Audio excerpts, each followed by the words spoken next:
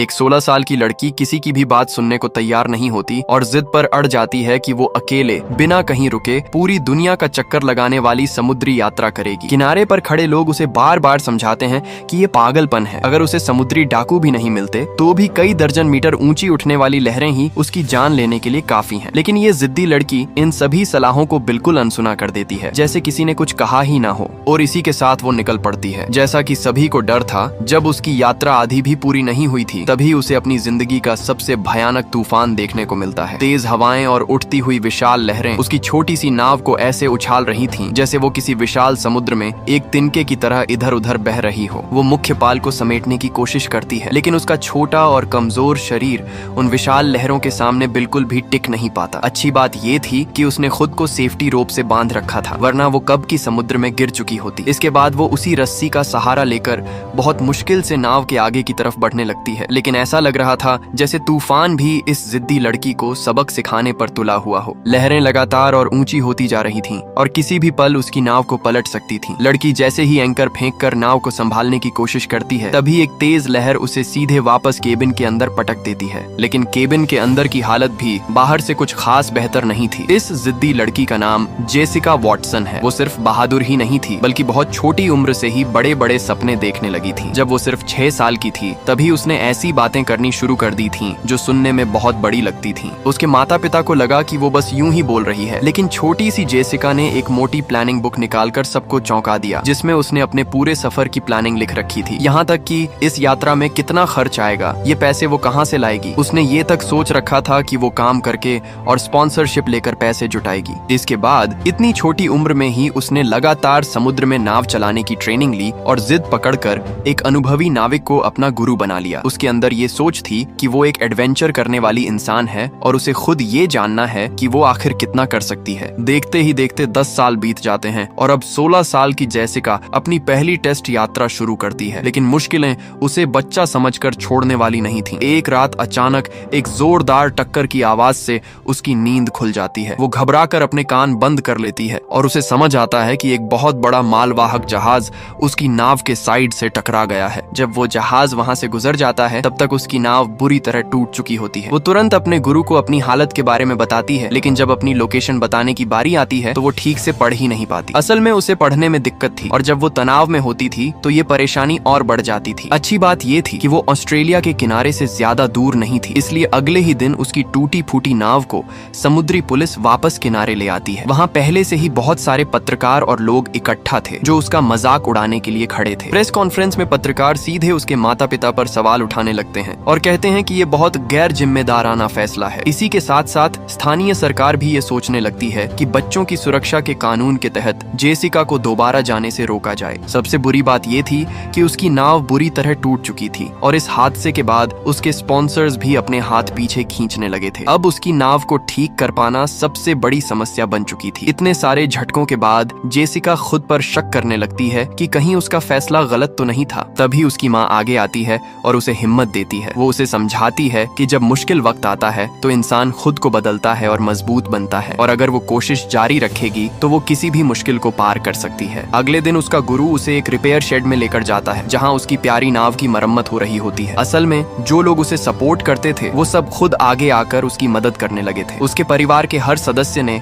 नाव पर अपने अपने तरीके से शुभकामनाएं लिखी थीं। 18 अक्टूबर 2009 को जेसिका एक बार फिर सिडनी हार्बर से अपनी यात्रा शुरू करती है, अपने सपनों को पूरा करने के लिए। इस बार उसे कहीं भी रुकना नहीं था। उसे पूरी पृथ्वी का चक्कर लगाना था, जिसमें उसे 3 बड़े महासागर और 4 समुद्री रास्तों को पार करना था। उसकी नाव लहरों को चीरते हुए आगे बढ़ती जाती है और वो पूरी ऊर्जा के साथ अनजान समुद्री रास्तों की तरफ बढ़ती रहती है। उसी समय उसका परिवार और उसका गुरु भी उपकरणों के जरिए उसकी लोकेशन पर नजर रखते रहते हैं। हर बार जब जेसिका का फोन आता है और वो बताती है कि वो ठीक है, तो वो उसके परिवार के लिए सबसे खुशी का पल होता है। 12वें दिन जेसिका अपनी यात्रा में आगे बढ़ते हुए प्रशांत महासागर में फिजी के पास वाले इलाके में पहुंच जाती है। यहाँ आकर उसे समुद्र का एक बिल्कुल अलग ही रूप देखने को मिलता है। वह अपनी आंखों से विशालकाय व्हेल मछलियों को पानी की सतह पर उछलते हुए देखती है। उनका भारी शरीर जब समुद्र पर गिरता है तो पानी चारों तरफ बिखर जाता है। इसके साथ ही कई डॉल्फिन्स उसकी नाव के साथ साथ तैरती हुई चलती हैं, जैसे उसका साथ दे रही हों। ये पल उसके लिए बेहद खास होते हैं, क्योंकि इस खतरनाक सफर के बीच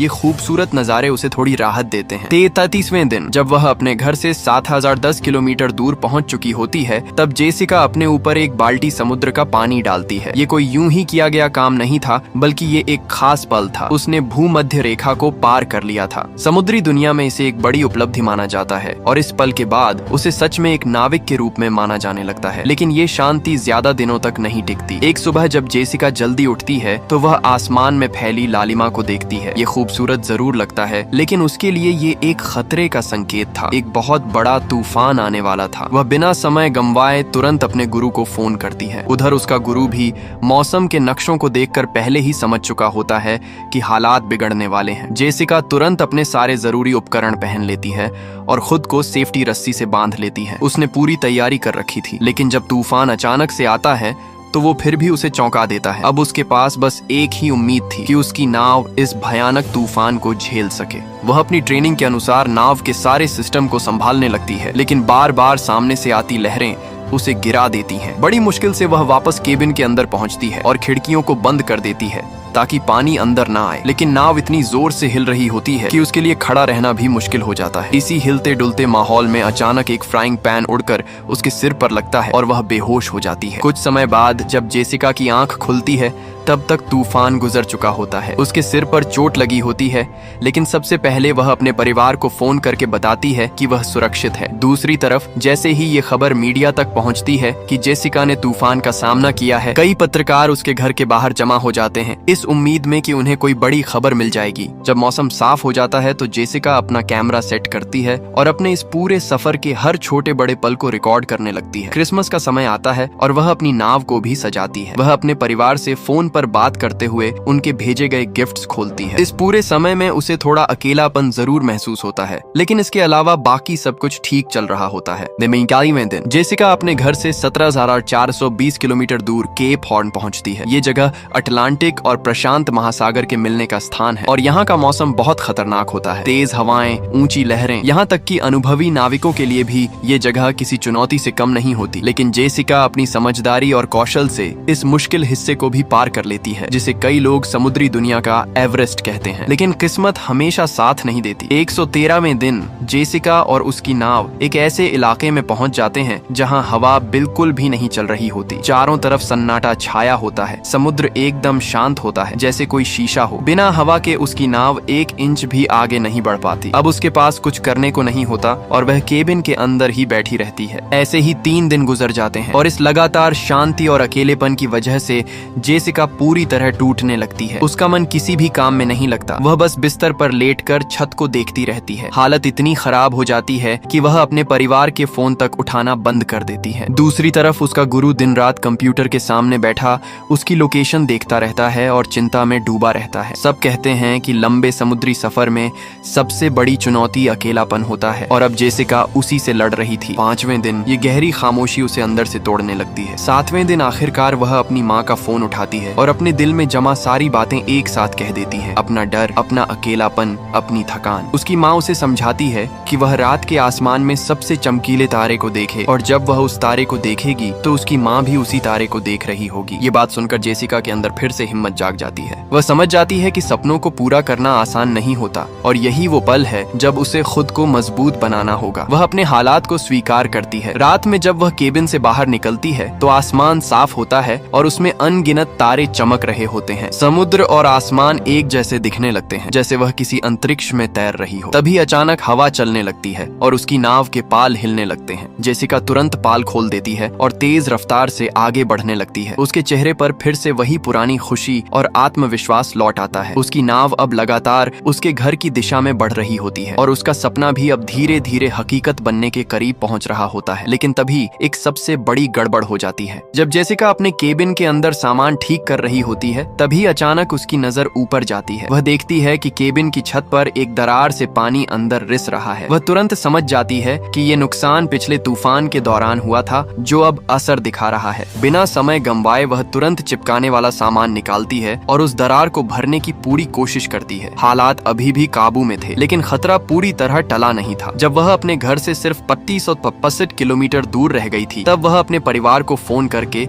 यह बताने ही वाली थी कि वह सुरक्षित सुरक्षित है। लेकिन फोन पर बात करते करते ही उसके कंप्यूटर पर मौसम का नक्शा अचानक बदल जाता है। अंटार्कटिका की तरफ से एक बहुत बड़ा टोर्नेडो बन चुका था, जो तेजी से एक भयानक तूफान में बदल रहा था और उसकी ताकत पिछले तूफान से भी 5 गुना ज्यादा थी। इसी समय दुनिया भर के न्यूज चैनल्स पर इस खबर की चर्चा शुरू हो जाती है। हर जगह लोग यही बात कर रहे होते हैं कि क्या जेसिका इस बार भी बच पाएगी या नहीं। उसके परिवार वाले उसे लगातार समझाते हैं कि अब उसे ये सफर छोड़ देना चाहिए और जितनी जल्दी हो सके किसी बंदरगाह पर पहुंच जाना चाहिए। लेकिन इसका मतलब होता कि उसका सपना जो अब उसके बिल्कुल करीब था वहीं खत्म हो जाता। ऐसे में जेसिका अपने ब्लॉग पर लोगों के मैसेज देखती है। अलग अलग उम्र के लोग उसकी बहादुरी से प्रभावित होकर उसे अपना आदर्श मान रहे होते हैं। ये सब देखकर जेसिका के अंदर फिर से हिम्मत आ जाती है। वह फोन रखती है और तुरंत नक्शा निकाल कर बैठ जाती है। वह सोचती है कि जरूर कोई ऐसा रास्ता होगा जिससे वह इस तूफान से निकल सकती है। काफी देर तक गणना और सोच विचार करने के बाद उसके चेहरे पर हल्की सी मुस्कान आ जाती है। वह अपनी योजना अपने गुरु को बताती है। वह एंकर का सहारा नहीं लेगी, बल्कि हवा के साथ चलते हुए पूरी गति से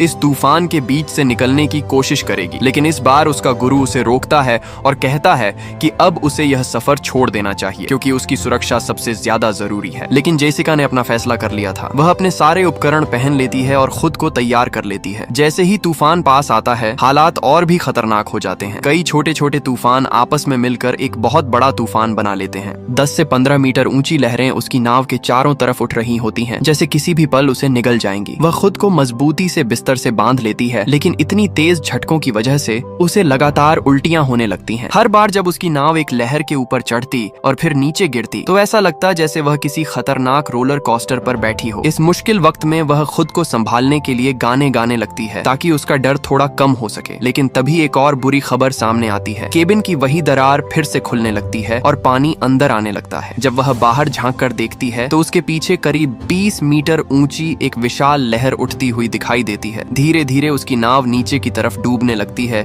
और वह खुद केबिन के अंदर उल्टी लटक जाती है। उसी समय उसके परिवार को एक ऑटोमेटिक अलर्ट मिलता है कि जेसिका की नाव समुद्र के नीचे 4.6 मीटर तक चली गई है। ये खबर सुनकर सब लोग पूरी तरह से हिल जाते हैं। दूसरी तरफ पानी के अंदर जेसिका के दिमाग में उसकी जिंदगी के सारे पल एक एक करके आने लगते हैं। वह अपने परिवार की तस्वीर को छूती है और धीरे धीरे अपनी आंखें बंद कर लेती है। ऐसा लगता है जैसे अब सब खत्म हो गया। लेकिन तभी एक चमत्कार होता है। उसकी नाव, जो खास तरीके से बनी थी, धीरे धीरे हिलती है और अपनी ताकतवर उछाल की वजह से फिर से पानी के ऊपर आने लगती है। घर पर बैठे उसके परिवार वाले ये खबर सुनकर खुशी से रो पड़ते हैं। उसका गुरु भी, जो अब तक बहुत चिंता में था, आखिरकार राहत की सांस लेता है। असल में उसकी नाव का केबिन पूरी तरह से बंद था, जिसकी वजह से अगर पूरी नाव पानी में डूब भी जाए तब भी उसकी उछाल उसे फिर से ऊपर ला सकती थी। जो पत्रकार पहले से उसके घर के बाहर खड़े थे, उन्हें भी आखिरकार वो खबर मिल जाती है जिसका उन्हें इंतजार था। जेसिका इस भयानक तूफान से बच गई है। उसे कोई गंभीर चोट नहीं आई है और वह अब अपने घर की ओर वापस जा रही है। इस बार वही पत्रकार जो पहले उस पर सवाल उठा रहे थे, अब दिल से उसकी तारीफ करने लगते हैं। समुद्र के बीच खड़ी जेसिका अपनी नाव के आगे जाकर दोनों हाथ ऊपर उठाती है और उस प्रकृति का धन्यवाद करती है जिसने उसे एक और मौका दिया। तूफान के बाद आसमान साफ हो जाता है और वह एक बार फिर अपने पाल खोलती है अपने सपनों के किनारे की ओर बढ़ने के लिए। 15 मई 2010 का दिन आता है और आखिरकार वो पल भी आ जाता है जिसका जेसिका इतने लंबे समय से इंतजार कर रही थी। जब उसकी नाव आधिकारिक तौर पर तय की गई फिनिश लाइन को पार करती है तो ये सिर्फ एक सफर का अंत नहीं होता, बल्कि एक इतिहास बन जाता है। 210 दिनों तक लगातार समुद्र में रहने के बाद और कुल 448 किलोमीटर की दूरी तय करके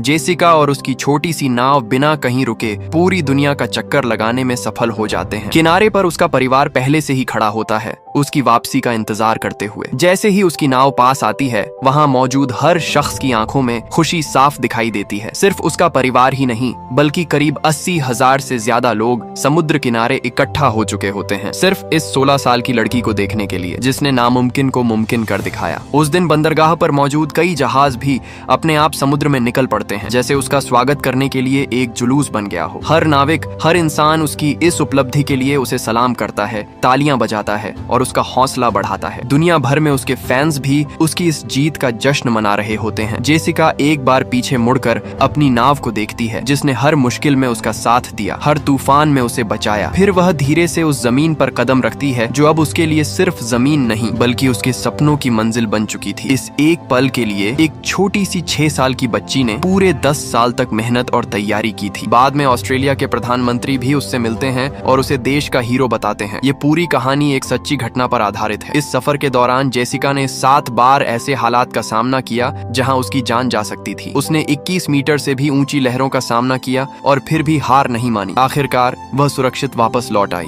जनवरी 2011 में जेसिका को young Australian of the year के लिए नामांकित किया जाता है। पढ़ने में दिक्कत होने के बावजूद उसने 2 किताबें भी लिखी जो काफी लोकप्रिय हुई। उसकी कहानी ने दुनिया भर के हजारों लाखों युवाओं को प्रेरित किया। यहाँ एक बात खास तौर पर समझने वाली है, हमें जेसिका के माता पिता के लिए भी तालियां बजानी चाहिए। जब एक बच्चा कुछ बड़ा करने की ठान लेता है तो उसे रोकना आसान होता है, लेकिन उसे मौका देना और उस पर भरोसा करना बहुत मुश्किल होता है। उन्होंने उसे रोका नहीं बल्कि उसका साथ दिया। उन्हें खुद भी नहीं पता था कि वो सफल होगी या नहीं, लेकिन उन्होंने उसे कोशिश करने का मौका दिया, क्योंकि आखिर में जीत या हार से ज्यादा जरूरी होता है वो सफर, वो संघर्ष जो इंसान को जिंदगी भर के लिए मजबूत बना देता है। मुझे उम्मीद है कि ये कहानी आपको आगे बढ़ने की हिम्मत देगी, चाहे रास्ता कितना भी मुश्किल क्यों ना हो। मिलते हैं नेक्स्ट वीडियो में, तब तक के लिए बाय।